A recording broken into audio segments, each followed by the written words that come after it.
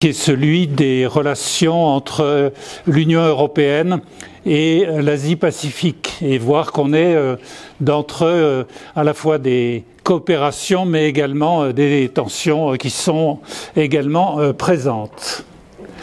Alors d'abord, il s'agit de délimiter notre sujet quand on parle des relations Asie-Europe, et en titrant que c'est une géopolitique un peu complexe. Est-ce qu'avec la lumière, c'est visible? Peut-être oui. Ça va? C'est bon? C'est mieux. Allez, merci pour le mieux. Alors, est-ce qu'on parle de toute l'Europe ou bien celle que nous connaissons, la nôtre, l'Union européenne à 27? Bon, alors, dans l'essentiel de ce que je vais traiter aujourd'hui, il va s'agir de l'Union européenne à 27, mais il faut dire quels espaces nous écartons. Alors le premier, bien sûr vous y songez, puisqu'on n'est plus qu'à 27, c'est le Royaume-Uni post-Brexit. Bon. Et quand les Britanniques avaient pris cette option, ils avaient déclaré « Notre choix, ce sera celui du grand large, on sera moins directement en lien avec le reste de l'Europe, mais avec le reste du monde bien davantage. » Bon. Alors c'était une évolution de leur part. Mais la réalité montre que quelques mois plus tard, les relations n'ont pas tant changé que ça pour les Britanniques. Leur commerce extérieur n'a pas tellement évolué.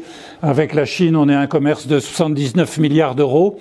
C'est déjà de dollars, pardon. J'avais oublié que l'euro, c'était pas une affaire britannique. Et avec un déficit qui reste notable, mais pas si élevé que ça. Et surtout, ce qui est assez frappant, c'est qu'en dehors de quelques opérations de grande notoriété, type l'aéroport d'Heathrow, qui a été racheté par des Chinois, bien pour l'essentiel, il n'y a pas eu beaucoup d'investissements directs chinois dans la période, de même que d'autres pays asiatiques. Il y a un autre déclic qui s'est produit dans les relations que les Britanniques voulaient accentuer avec le reste du monde, et notamment l'Asie-Pacifique, c'est l'affaire de Hong Kong. Hong Kong, des liens historiques très longs, bien sûr avec le Royaume-Uni, et que tout ce qui s'est passé comme évolution avec la restriction progressive des libertés, les Britanniques ont bien vu que là, on n'était plus dans le champ de valeurs partagées, mais de bien autre chose. Quant à des coopération avec le reste de l'Europe en Asie, alors sur le principe, pourquoi pas, notamment dans le domaine diplomatique, voire militaire, mais pour l'instant, ça reste assez vague. Deuxième point, toujours pour délimiter notre sujet, ça concerne l'Europe orientale et centrale, ce qu'on appelle parfois les PECO.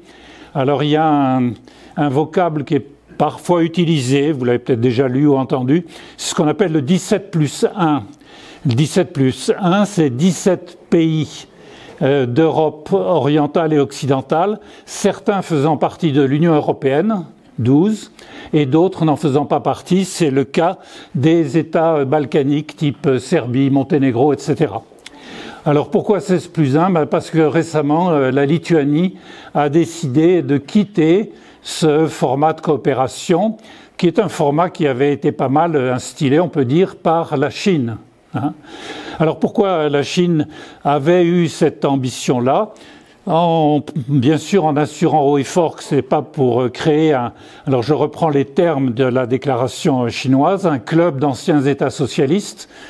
Oui, ça aurait pu être le cas, puisque, bien sûr, la caractéristique de ces 17, c'est d'être d'anciens États socialistes, soit de l'ex-URSS, soit de l'ex-Yougoslavie, mais plutôt d'avoir un terrain d'approche de là où on peut faire beaucoup de relations commerciales, c'est-à-dire avec l'Europe occidentale. C'est ça l'ambition.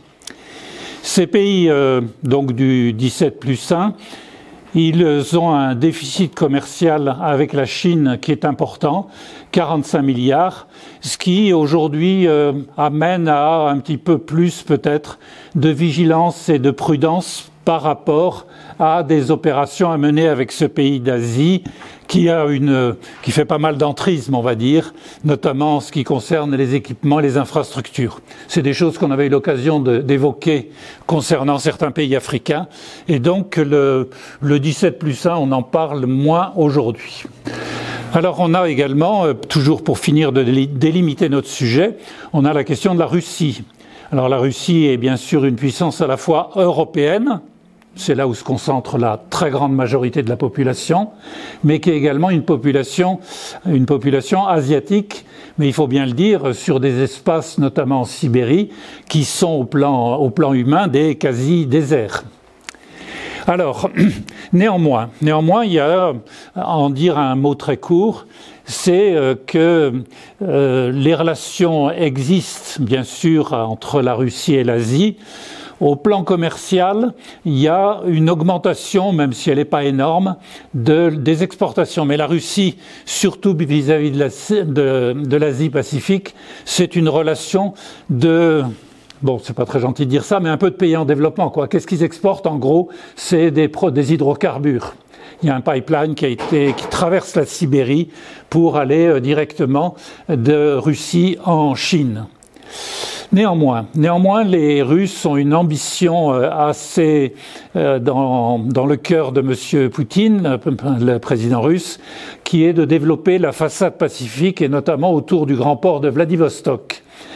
Pourquoi? Bien parce qu'ils voudraient en faire un peu le San Francisco russe, avec un développement d'un lieu à la fois entreprise, lieu d'exportation, d'importation, lieu de savoir-faire et de technologie, lieu militaire, c'est un grand port militaire également, Vladivostok, et également un lieu de service, notamment de services universitaires de bon niveau. Alors ça, c'est pas pour l'immédiat, mais ça fait partie des intentions.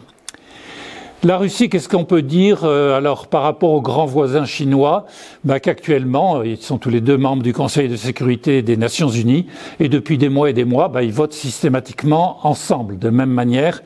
Donc on peut se demander si c'est une diplomatie alignée, alliée, vous prendrez le qualificatif qui vous conviendra, sur les positions chinoises.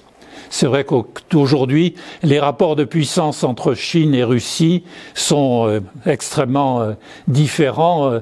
La Chine rappelle toujours qu'elle a 12 fois plus ou 10 fois plus d'habitants que la Russie et un PIB également 10 fois plus important. Alors une relation entre l'Europe et l'Asie, qui est une relation, alors vous savez, j'ai l'habitude de repartir toujours un tout petit peu sur le temps long pour bien regarder. C'est une histoire qui est faite de relations conflictuelles, c'est clair, mais aussi de liens forts, ce qu'on regardera un peu plus tard. Alors les relations entre l'Europe et l'Asie, d'abord elles sont anciennes. Et les liens, ils ont existé aussi bien par voie terrestre. Bon, on a tous le souvenir des voyages de Marco Polo, au moins, c'est pas de manière très précise, mais au moins le nom nous est encore familier. Et également par les puissances maritimes européennes, notamment, bien sûr, Portugal, Espagne, mais également des Pays-Bas. Alors, c'était des relations qui, à cette époque qui est ancienne, qui a commencé au XVIe siècle, des relations de place commerciale. Il ne s'agissait pas de colonies de peuplement pour les Européens. Alors les temps de l'impérialisme colonial, ils ne sont pas venus à cette période-là. Ils sont venus plus tard, et notamment à partir du XIXe siècle et la première moitié du XXe siècle. Alors de la part de quel pays? Les Pays-Bas en Indonésie, l'Espagne aux Philippines, le Portugal à Timor, un petit pays qu'on n'a pas eu souvent l'occasion d'évoquer, enfin qui est dans la zone, la Grande-Bretagne pour un certain nombre d'États, Malaisie, Singapour, Birmanie, et si on prend plus largement toute l'Indo-Pacifique, c'est aussi l'Inde, le Pakistan, etc. Et puis la France, bien sûr, une présence à partir de la seconde moitié du XIXe siècle, accrue dans les 3 pays de la péninsule indo-chinoise, que sont le Vietnam, le Cambodge et le Laos. Alors des conflits, il y en a eu avec la période des guerres de décolonisation, et ça, c'est pas un sujet qu'on va aborder aujourd'hui, simplement pour rappeler ce que José Cubero avait déjà eu l'occasion dans son cours d'histoire d'évoquer, c'est la guerre d'Indochine, bien sûr, avec la signature des accords de Genève en 1954 qui a mis un terme au conflit. C'est également juste l'année suivante un événement qui aujourd'hui est un petit peu oubliée, mais qui à l'époque avait eu un certain retentissement, c'est la fameuse conférence de Bandung. Bandung, c'est en Indonésie en 1955. C'était la première fois qu'on avait une affirmation sur la scène internationale du concept de tiers-monde. Tiers-monde, après ça, le concept a connu un large écho. Il est né à ce moment-là. Et ce qui s'est passé à la conférence de Bandung, qui était portée encore par bien des aspirations à l'indépendance de pays du Sud encore dominés, c'était un affrontement qu'il y a eu entre deux personnages qui ont dominé la conférence de Bandung. C'est le Premier ministre indien Nehru d'une part et le Premier ministre Chou En-lai, Premier ministre chinois. Et il faut bien dire que dans ce duel de deux puissances asiatiques, c'est plutôt Chou En-lai qui l'a emporté. Et du coup, tout ce qui s'est vécu au plan politique autour de l'affirmation du tiers-monde était très sensible aux thèses chinoises. Des conflits, il y en a eu, et où à ce moment-là, les puissances européennes aux côtés des États-Unis sont apparues non pas comme voulant maintenir des privilèges coloniaux, mais pour maintenir un pays asiatique agressé, en l'occurrence la Corée du Sud, qui en 1950 a été envahi par son voisin du Nord. Donc là, on rentre dans une période de guerre froide, et où l'Asie est devenue un des cœurs des rivalités de cette guerre froide. Alors, il ne faut pas regarder uniquement ces aspects conflictuels. Il y a des liens de coopération et de proximité qui sont demeurés, malgré toutes les violences qui ont pu exister, toutes les difficultés. Je vais en citer un qui m'a frappé en faisant quelques recherches là-dessus, c'est la dimension linguistique. Or, si vous vous promenez, puisque c'est arrivé à pas mal d'entre vous, je crois, dans les rues d'Hanoï, par exemple, eh bien, vous apercevez que la place du français, elle est modeste. Vous allez avoir un peu de mal à vous faire comprendre auprès de personnes âgées un petit peu. Bon, aujourd'hui, il n'y a aucun doute que c'est l'anglais qui est en position forte dans l'Asie-Pacifique et qui se développe de plus en plus. Je me suis rendu compte que, par exemple, les réunions des 10 pays de l'ASEAN, les pays de l'Asie du Sud-Est, eh bien, les réunions se déroulent en anglais. Oui. Bon.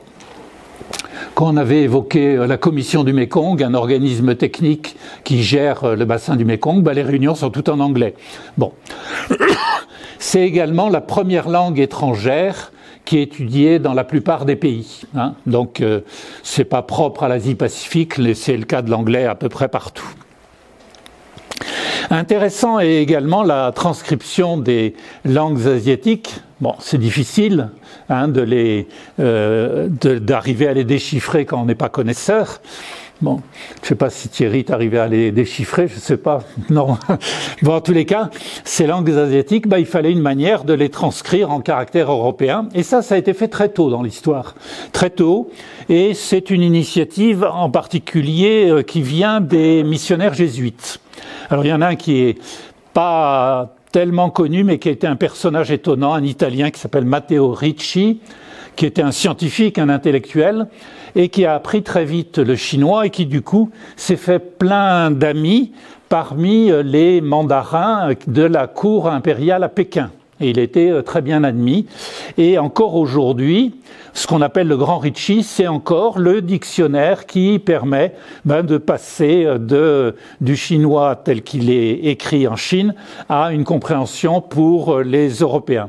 On a la même chose qui s'est manifestée au Vietnam avec un autre de ses comparses qui est Alexandre de Rhodes. Alors, quand vous les regardez, les perceptions qu'on a dans un pays, il y a toujours quelque chose qui est très significatif, c'est de regarder les noms de rues. Oui. Bon, nous on a nos cours Gambetta, rue Alsace-Lorraine, etc. Mais partout, on a des lieux qui sont un peu des lieux de mémoire ou de gens qui ont marqué. Eh bien, justement, à propos du Vietnam, vous ne trouverez pas beaucoup de nos rues avec des noms français. Bon, la guerre d'Indochine est passée par là. Par contre, vous avez une grande avenue, qui est l'avenue Alexandre de Rhodes. Vous voyez ?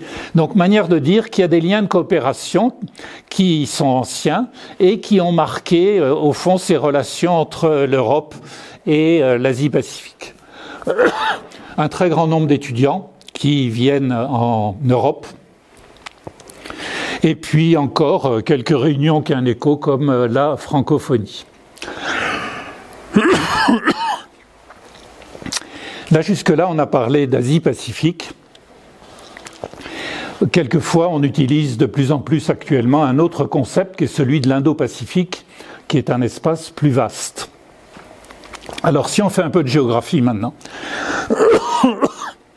si l'on s'en tient à la seule zone Asie-Pacifique, telle que nous l'avons étudiée jusque-là, il n'y a pas de territoire, ou il n'y a plus de territoire sous souveraineté européenne. Les derniers qui l'ont été, à savoir Hong Kong et Macao, sont passés sous souveraineté chinoise en 1997. Mais si on regarde autrement, c'est-à-dire avec ce concept plus large de Indo-Pacifique, qu'est-ce qu'on observe? Qu'est-ce qu'on observe? C'est qu'on a des territoires sous souveraineté française dans le Pacifique Sud, dans l'océan Indien, et d'ailleurs c'est le seul des pays de l'UE 27 qui ait cette caractéristique-là, cet exercice d'une souveraineté sur de très très vastes espaces qui ne sont pas si éloignés que ça de l'Indo-Pacifique pour certains. Le troisième référendum, alors qui s'est passé dans des conditions qui n'étaient peut-être pas idéales puisque les indépendantistes kanaks n'ont pas souhaité y participer, mais donc fait que la Nouvelle-Calédonie reste sous souveraineté française pour les années qui viennent. Et donc on a entre Nouvelle-Calédonie, Wallis et Futuna, Polynésie, Réunion, Mayotte et TAF, et puis j'oublie quelques îles comme Tromelin ou d'autres qui ne sont pas toutes habitées. On a quand même pas loin de 2 millions de Français qui y vivent, 1 600 000 dans ces territoires et 400 000 répartis dans les différents pays de l'Asie-Pacifique. Alors ça, jusque-là, vous allez dire, ça n'a peut-être pas une importance majeure. Si, ça en a une néanmoins. Alors là, vous voyez la carte. Nous avons travaillé essentiellement jusque-là sur cette partie ici. Là, vous voyez, quand on passe à une dimension plus vaste, on a un certain nombre de territoires qui sont sous souveraineté française. Ici, la Nouvelle-Calédonie. Ici, vous avez Wallis, Futuna, la Polynésie française. Si on allait vers l'océan Indien, on en trouverait bien sûr Mayotte, la Réunion, les Comores, et on trouverait dans l'océan Indien Sud un archipel qui est celui des Kerguelen. Alors, pourquoi j'en dis un mot? Parce que on a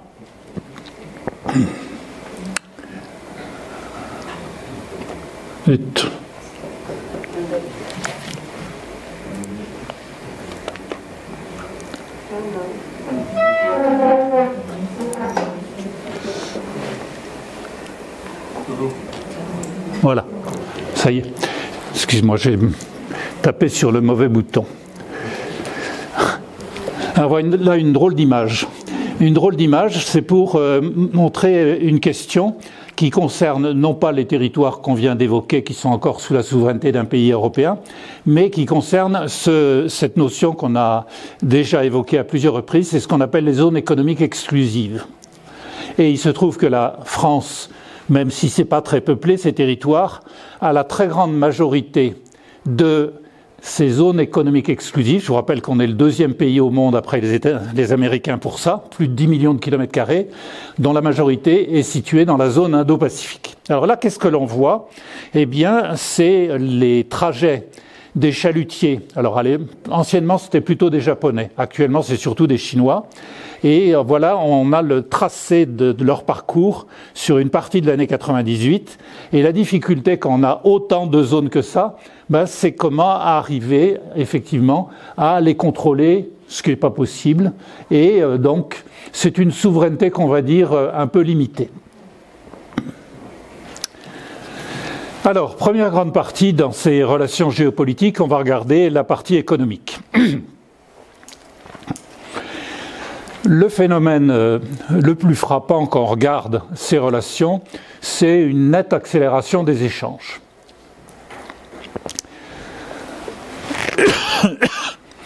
Bon, l'UE, même si on n'a plus nos amis britanniques parmi nous, est une des trois grandes puissances mondiales et également un des trois acteurs majeurs du commerce international. Son commerce international, bon, on ne va pas en multiplier les chiffres, mais il faut en avoir quelques-uns quand même en tête. C'est nettement plus de 4 000 milliards de dollars aujourd'hui, en termes uniquement de biens. Si on rajoutait les services, ce serait nettement plus. Donc l'Europe est dans le commerce international a une grande place. Et dans l'autre côté de la planète, en Asie-Pacifique, il se déroule des choses assez similaires, même encore plus accentuées. C'est que l'Asie-Pacifique est un des acteurs en croissance au sein de ce commerce mondial. Alors regardons-le juste à travers, vous inquiétez pas, il n'y en aura pas trop, quelques chiffres. Là, tout d'abord, concernant les exportations de marchandises. Les exportations de marchandises, qu'est-ce que l'on voit, bien que depuis une dizaine d'années, la Chine est devenue le premier exportateur. On parle de ce pays comme l'usine du monde. Et donc, les trois pays qui étaient auparavant sur le podium ont nettement régressé, notamment pour le Japon. Même l'Allemagne, qui était il y a encore une douzaine d'années le premier exportateur mondial, n'est plus qu'à la 3e place, à peu près au même niveau que les États-Unis. Alors, quand vous regardez ce petit tableau du top 10, vous voyez quoi? Qu'il y a pas moins de 4 pays d'Asie, la Chine bien sûr, mais également le Japon, la Corée du Sud, qui en part relative a nettement augmenté ces dernières années. Et puis, c'est un peu embêtant, mais c'est des données qui viennent de l'Organisation mondiale du commerce. Normalement, la ligne Hong Kong-Chine 8 devrait plus exister, puisqu'en fait, Hong Kong fait de la réexportation de marchandises qui viennent de tout le delta de la rivière des Perles. Donc, c'est pas des exportations nettes de Hong Kong. Bon, peu importe, c'est un détail. Mais vous voyez donc 3, 4 grandes puissances commerciales. Là, c'est pas dans le top 10, mais après, on aurait d'autres pays comme la Thaïlande, le Vietnam, etc. Et puis Taïwan, dont on a parlé les fois précédentes. Vous voyez également que les pays européens, ils sont bien placés également. Alors non seulement l'Allemagne, très connue pour sa place de géant de l'exportation industrielle, mais également les Pays-Bas. Alors les Pays-Bas, vous pouvez peut-être vous étonner qu'ils nous passent devant, là, qu'ils nous donnent le pion. Ça vient aussi, il faut comprendre que les Pays-Bas exportent des biens industriels de chez eux ou d'autres biens, mais aussi beaucoup de tout ce qui vient du bassin rhénan, qu'il soit hollandais ou qu'il soit plus à l'amont. Pour une raison très simple, c'est que la porte-sortie de marchandises européennes, c'est d'abord à l'évidence Rotterdam. Le port gigantesque qui est vraiment la voie d'entrée et de sortie de bien des marchandises. Mais après, vous voyez la place de 2 autres pays de l'Union européenne à 27, que sont la France et l'Italie. Globalement, on peut dire que les exportations européennes de marchandises dans le monde, c'est un peu plus du quart des exportations mondiales. Et si on y rajoutait les exportations de services, qui pèsent moins lourd que les exportations de marchandises, eh bien on se rapprocherait de 30%. Ce qui est des chiffres pas tellement éloignés de ceux des pays de l'Asie-Pacifique. Bon.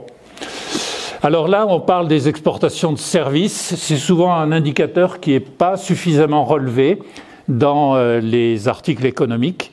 Et là où on voit que le rang est quand même différent. La Chine, dont on nous rebat toujours les oreilles, elle n'apparaît qu'en 5e place, elle est même derrière nous en la matière.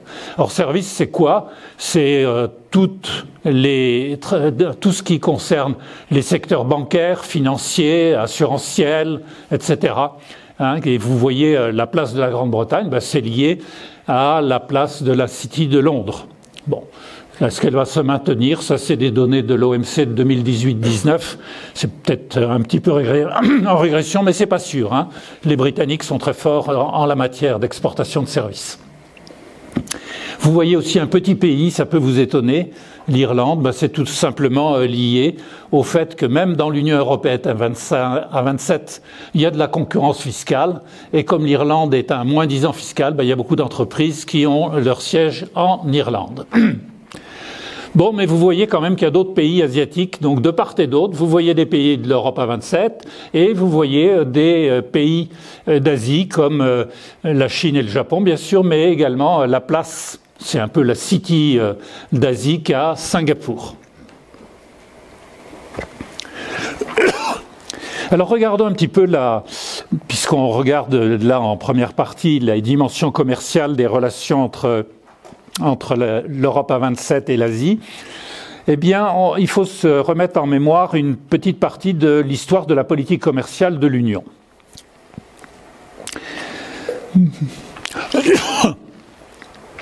Quand on remonte, parce que je ne veux pas aller trop loin, au XIXe siècle, surtout la fin du XIXe siècle et même au début du XXe, dans nos pays européens, c'était particulièrement net chez nous en France, on avait une culture assez protectionniste.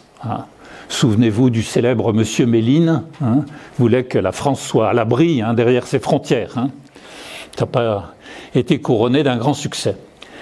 La période a radicalement changé après la Deuxième Guerre mondiale, à l'échelle de l'Europe comme à l'échelle du monde, et où on s'est dit, si on veut en finir avec ces conflits perpétuels, il n'y a qu'une manière de faire, c'est d'ouvrir les frontières, et d'ouvrir les frontières notamment aux relations et aux échanges économiques. C'était le leitmotiv. Donc ça se retrouve dans les grandes conférences de Bretton Woods après la Libération. On le retrouve également dans les premiers traités qui ont été signés. Alors avant celui de Rome en 1957, il y avait eu le traité de la Communauté européenne du charbon et de l'acier. Bon, le traité de Rome, à l'époque, il y avait que 6 États, mais les fondements, ils étaient déjà bien établis. Le fondement, c'est quoi? C'est réaliser un vrai marché commun à l'échelle de ces 6 pays fondateurs. Et donc, ce faisant, il fallait qu'il y ait une union douanière. Donc, on avait à l'intérieur de l'Europe une libre circulation des marchandises. Pas tout à fait encore, il y aurait des choses à raconter, notamment en matière agricole, avec ce qu'on appelait les montants compensatoires monétaires, mais enfin, on ne va pas rentrer dans ces complexités-là.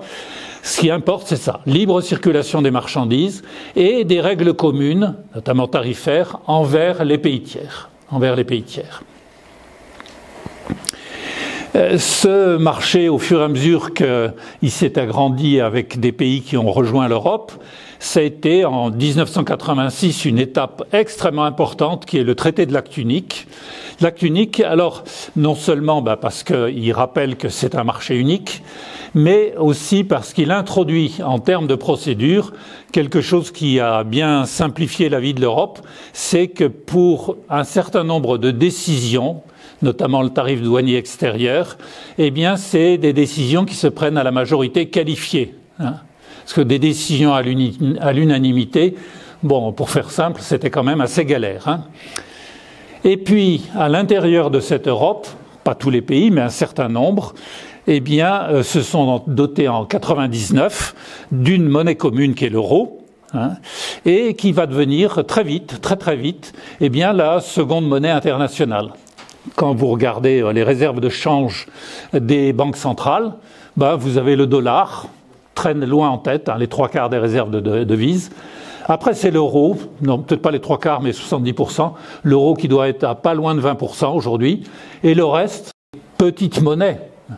Le yen japonais, la livre britannique et même le yuan chinois, ça n'entre pas dans les bilans des banques centrales. Alors, on va faire quelques remarques à propos de cette politique commerciale de l'Union européenne. Alors, il y a quelque chose pour bien comprendre qui est fondamental. Alors, ça vaut pour les relations avec l'Asie-Pacifique, mais ça vaut aussi ailleurs. C'est que la politique commerciale de l'Union, elle relève complètement de la compétence communautaire. C'est plus une compétence des États. Ça veut dire que l'Europe, quand il y a des négociations, eh bien, elle parle d'une seule voix. Alors, quelquefois, c'est un peu difficile d'obtenir au préalable, avant les négociations, c'est une seule voix, mais c'est la règle. Alors, la finalité, et là, on voit bien la philosophie quand même assez libérale qui préside aux politiques européennes. Alors, il y a une citation, on va la lire ensemble, j'ai mis entre guillemets. Elle dit quoi? Eh bien, la politique européenne s'efforce de contribuer au développement harmonieux du commerce mondial. Bon, jusqu'ici, ça va, simple, ça mange pas de pain. À la suppression progressive des restrictions aux échanges internationaux. Voilà, un peu l'optique également de l'Organisation mondiale du commerce. La suppression aussi de ce qui pourrait entraver les investissements étrangers directs. Oui, avec quelques bémols quand même. ainsi qu'à la réduction des barrières douanières et autres. Parce que pour mettre un frein aux échanges de biens, il n'y a pas que des barrières douanières.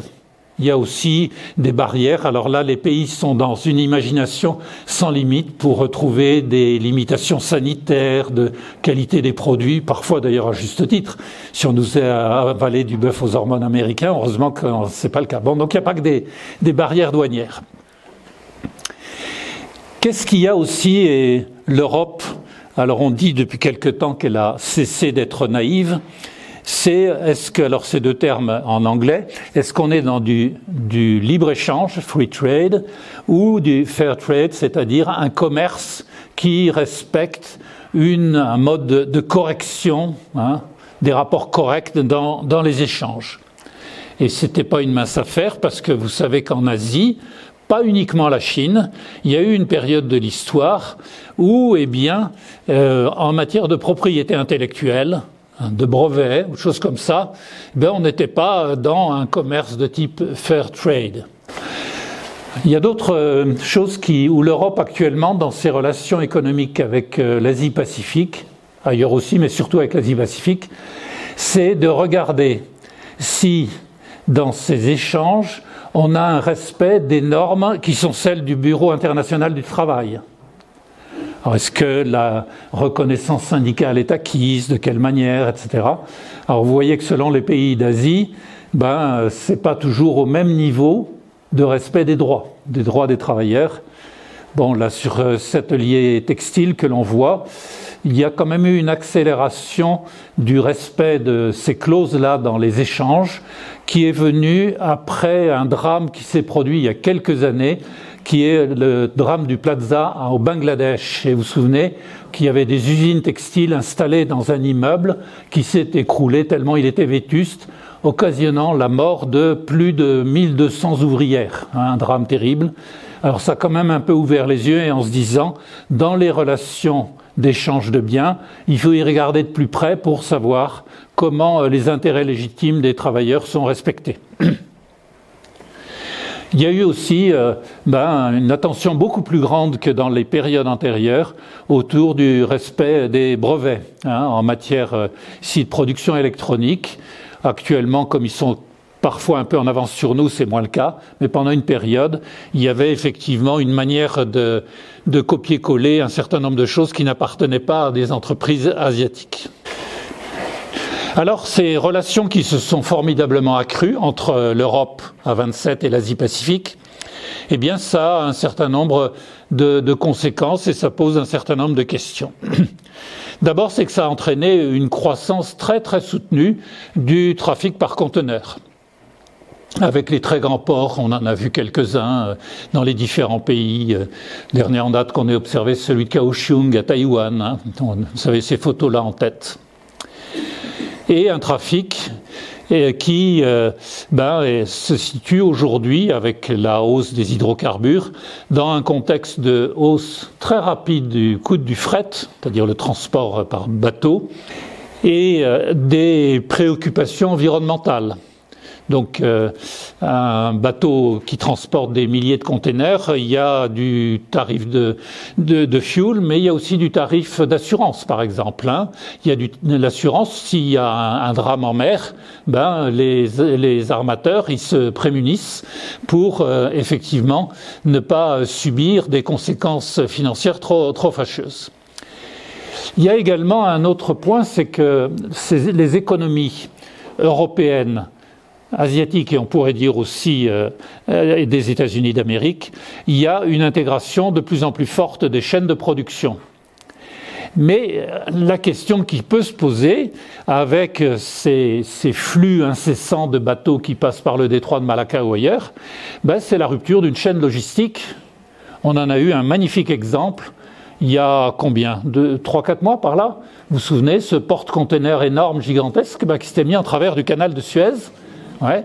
Et puis, pendant ce temps-là, les porte-containers, ils faisaient la queue à l'entrée du canal et en se demandant quand est-ce que ça allait être débloqué. Et puis en Europe, les pièces, on les attendait.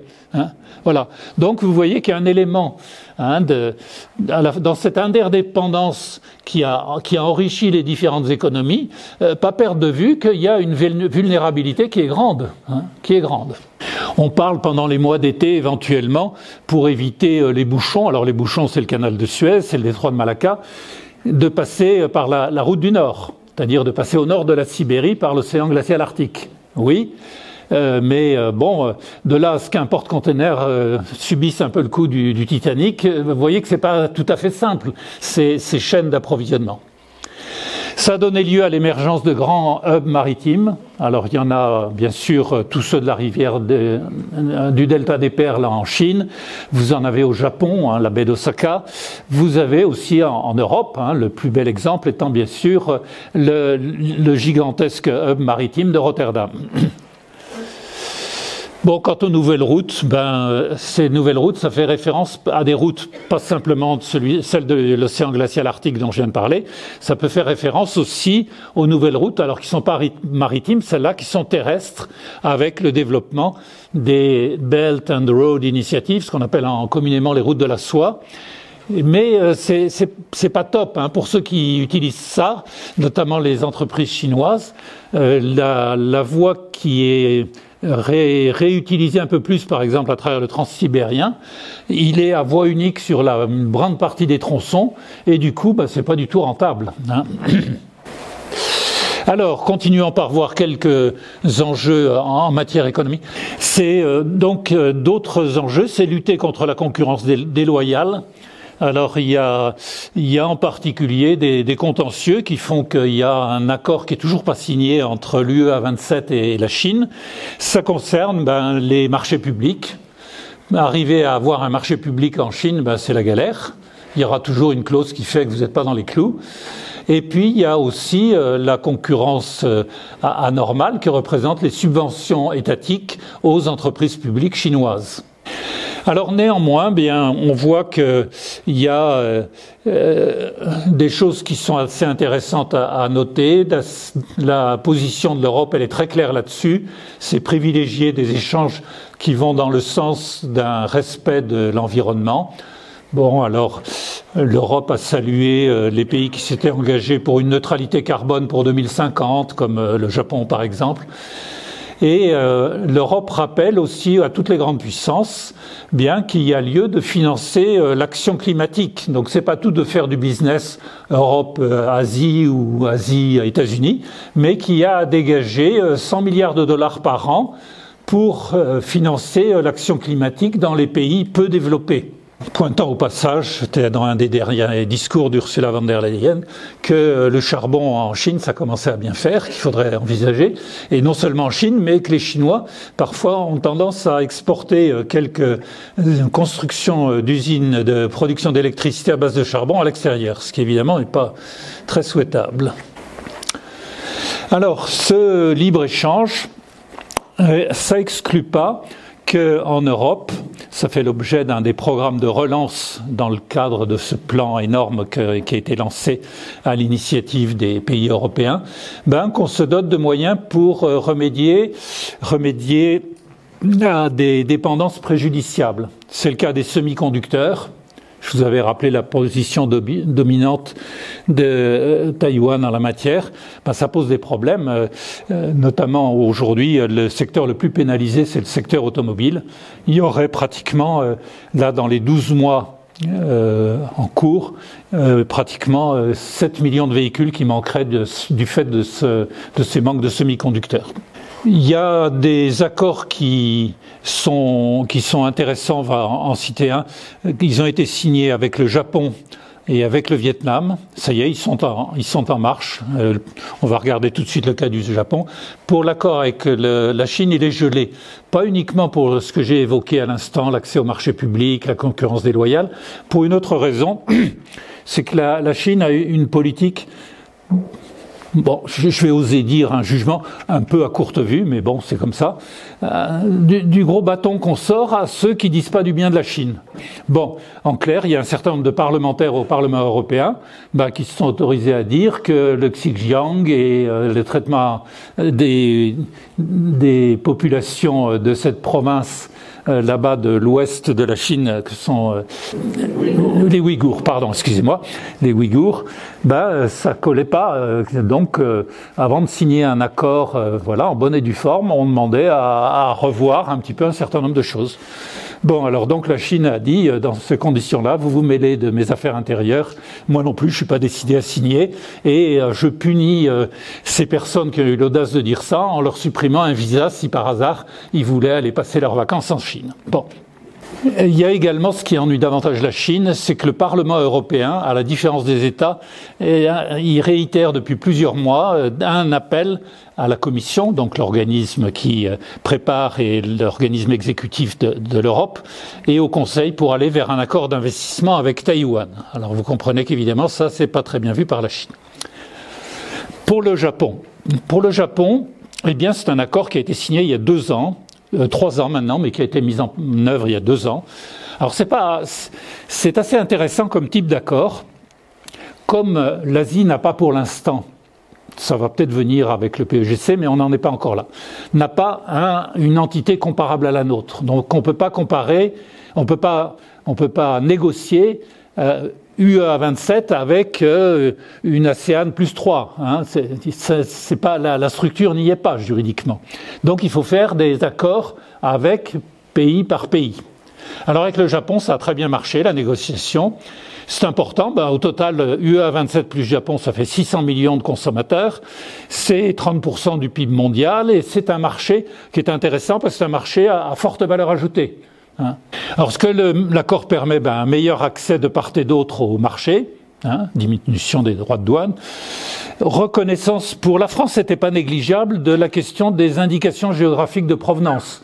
Un champagne, pour nous, ça se fait dans la région Champagne en France, ça se fait pas dans n'importe quel endroit de la Terre. Bon, donc c'est des choses qui ont une certaine importance. L'accès au marché public, pas de problème, ça a été réglé. Et également, peut-être ce qui caractérise cet accord avec le Japon, c'est un accord où il y a un vrai respect des standards sociaux et environnementaux. Bon, voilà ce qu'on peut dire pour brièvement. Alors, une fois qu'on a vu le grand volet économique, voyons maintenant un autre volet. Quid dans ce qui concerne les relations diplomatiques et politiques entre l'Europe à 27 et les pays d'Asie-Pacifique. Alors là, c'est moins clair que pour les questions commerciales où l'Europe parle d'une voix. D'abord parce que l'Europe, elle a du mal à avoir des positions communes. Il y a des pays, notamment en partie orientale et de l'Union à 27, qui ont un peu parfois les yeux de chimène vis-à-vis de la Chine, ce qui n'est pas le cas dans l'Europe occidentale. Alors les relations globalement, là c'est à gros traits, il y aurait bien des nuances à mettre, mais j'ai mis à gros traits les relations de l'Europe avec les pays de l'Asie-Pacifique, globalement, ça pose pas de problèmes ou d'options très divergentes entre pays européens, à l'exception, encore une fois, de la Chine. Alors regardons d'un peu plus près la suite. Quand on regarde, vous vous souvenez, à l'instant on vient de parler de CECA, traité de Rome, c'était bien parce que on avait une idéologie très forte, c'était une idéologie faire des relations commerciales, économiques, c'est plus intelligent que de se faire la guerre. C'était ça un des fondements. Donc l'histoire de la construction européenne, c'est une histoire d'entente entre pays, de plus en plus nombreux, mais essentiellement sur le champ économique et financier. C'est ce champ-là qui a été le premier. Et disant cela, on pointe ensemble que les questions de sécurité, de défense, c'est une question qui n'a pas été au centre des préoccupations européennes, même si ça bouge un peu actuellement. Alors je vais prendre 2 grands noms de l'Europe d'aujourd'hui, Josep Borrell, qui est espagnol, qui est vice-président de la Commission et qui est le représentant de l'Europe pour les affaires étrangères. Et alors j'ai trouvé le texte d'un dossier qu'il a établi il y a quelques mois déjà, et où il disait avec le reste de l'Asie-Pacifique, on n'aura pas de soucis diplomatiques ou autres sévères. Par contre, en ce qui concerne les attitudes chinoises, Chine avec laquelle il faudra bien sûr essayer de coopérer et de collaborer, mais il y a des problèmes et il les résume à partir de 3 vocables qui résument tel qu'il l'aperçoit. C'est M. Borrell qui parle: implacable, expansionniste, autoritaire. Alors prenons-les. Implacable, c'est une évidence quand on regarde les politiques chinoises depuis quelques mois, même quelques années. C'est de défendre, bec et ongle, je dirais, ses intérêts. Ce qui est pas normal, mais ça donne pas beaucoup de place à ce qui est indispensable dans des négociations, c'est-à-dire à des compromis. Alors, les Chinois, on voit qu'ils sont souvent assez partisans d'un système multilatéral, mais quand ça leur convient. Si ça leur convient pas, alors là, ils sont pas pour le multilatéralisme. Ils reviennent aux relations de pays à pays. Et ce qui est très frappant aussi, et que note à juste titre M. Borrell, on aurait pu faire la remarque nous aussi tout autant, c'est que pour les Chinois, tout ce qui concerne les relations économiques, les droits économiques, prime sur les droits politiques et les libertés. Ça, c'est pas central. Bon, donc là, vous voyez en haut, je redis, on revoit ce qui est écrit. Elle défend ses intérêts de manière très inconditionnelle, alors qu'il faut bien le dire, quand on regarde l'accroissement du PIB chinois et surtout de ses exportations, la Chine est quand même le pays au monde qui a le plus profité de la multiplication des échanges dans le monde. Alors je reviens aux autres qualificatifs, expansionniste et autoritaire. Expansionniste, c'est quand on se rend compte, et là toujours M. Borrell qui parle, à utiliser ses avancées en technologique, militaire, pour renforcer son influence politique. Alors on a le plus bel exemple, c'est ce qu'on a étudié l'automne dernier, sur l'exemple de la mer de Chine méridionale. Là, c'est clair. Et également on peut pointer la très forte croissance de ses budgets militaires. Alors sur l'autorité, M. Borrell nous rappelle les préoccupations, l'augmentation préoccupante des violations des droits de l'homme en Chine, à Hong Kong, avec, y compris dans l'ensemble de la Chine, même si on ne sait pas toujours ce qui s'y passe, une répression accrue des défenseurs des droits, des journalistes, des intellectuels et bien sûr des Ouïghours au Xinjiang. Sans oublier la loi de sécurité nationale dont on a parlé à propos de Hong Kong. On va terminer en regardant d'un peu plus près ce que dit, et là c'est très intéressant, dans un discours récent, Madame van der Leyen, qui est la présidente de la Commission européenne, et vous savez qu'elle prononce un discours sur l'état de l'Union devant le Parlement européen. Et le dernier discours, alors j'en ai pris quelques extraits, parce qu'il me semble intéressant à observer en ce qui concerne les relations politiques ou diplomatiques. D'abord, elle rappelle que le temps de la naïveté est terminé. Oui, je vois que je vous gêne pour... Oui. Alors, comme il est de bon ton quand on est dans un discours de quelqu'un qui est en situation de responsabilité, elle commence par dire, tout le Parlement européen, qu'il y a des champs de coopération qui se passent bien, notamment avec l'Asie, avec des initiatives positives sur le climat. C'est vrai que la Chine à Glasgow a pas mal coopéré. Lutte contre la pandémie, des accords de partenariat, donc tout ça c'est le beau côté de la médaille. Mais ensuite, elle y a été avec un vocabulaire assez précis pour dire devant les députés européens, quoi ? C'est sur les questions de sécurité et de défense. Et là j'ai mis en gras, c'est pas moi qui parle, c'est elle. C'est de l'Union européenne de la défense dont nous avons besoin. On n'était pas habitué en Europe à attendre ce genre de phrase. Alors je ne vous dis pas que ça va faire l'unanimité auprès des chefs d'État ou de gouvernement en Europe, mais au moins c'est dit. Et elle accentue son propos, intéressant à observer, vous pouvez avoir des forces, pour l'instant qu'on n'a pas en Europe, enfin de manière coordonnée, mais si vous n'êtes jamais prêt à les utiliser, à quoi elles servent? Alors ce qu'elle voulait souligner à travers ça, c'est est-ce qu'il y a une volonté politique pour une défense dans un monde qui est vulnérable, qui est fragile, où il y a des tensions qui peuvent être fortes, et notamment dans la zone Asie-Pacifique. Alors après, elle rappelle 3 points. Ce qu'on appelle dans le jargon ces derniers temps la boussole stratégique. La boussole stratégique, c'est d'arriver au moins à 27 à se mettre d'accord sur quelles sont les menaces, quelle importance elles ont, de quelle nature sont-elles, etc. C'est également, pendant les mois qui viennent, puisque ça correspond à la présidence française de l'Union européenne, elle dit avec le président français, eh bien, nous allons organiser un sommet de la défense. Elle a eu d'ailleurs dans le discours un mot un peu... Bon, enfin, c'est pas très grave. Elle a dit avec le président Macron. Alors, ça veut dire que le semestre allant jusqu'au 30 juin, il y a quand même une part d'inconnu si le sommet se déroule en mai ou juin. Mais enfin, bon, voilà, c'est pas très grave.